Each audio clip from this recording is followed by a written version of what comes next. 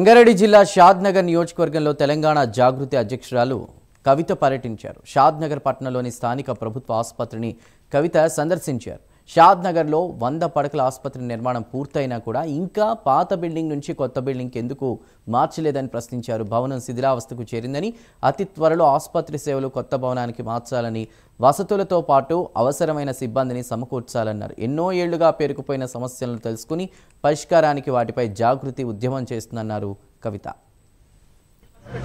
ఆరోగ్యశ్రీ మీద డాక్టర్లు కానీ పేషెంట్లు కానీ ఇక్కడ ఆరోగ్యశ్రీ చేసినటువంటి ఆపరేషన్స్తో వచ్చే డబ్బుల్ని వైద్యులే రొటేషన్ చేసుకునేటటువంటి పరిస్థితి ఉంది చెప్తే డిపార్ట్మెంట్ నుంచి ప్రత్యేక శ్రద్ధ అనేది కనబడటం లేదు.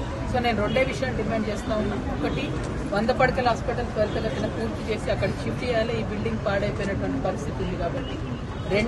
ఈ రెండు కలిపి వాడుకున్నా కూడా సరిపడంత మంది పేషెంట్స్ ఉన్నారు, చాలా స్ట్రెయిన్ అవుతున్నారు. కాబట్టి స్టాఫ్ని తొందరగా పెంచాలి. అది నర్సెస్ అయినా, మెయిన్ నర్సెస్ అయినా, డాక్టర్స్ అయినా, ముఖ్యంగా గైనకాలజిస్ట్ అయినా కూడా పెంచాల్సినటువంటి అవసరం ఉందనేటటువంటి భావిస్తున్నాను. అదేవిధంగా పేషెంట్స్తో ఇంటరాక్ట్ అయినప్పుడు ఏదైతే క్రితం ప్రభుత్వం ఇచ్చినటువంటి కేసీఆర్ కిట్లో నెలకు 1000 రూపాయల డబ్బు ఉందో అది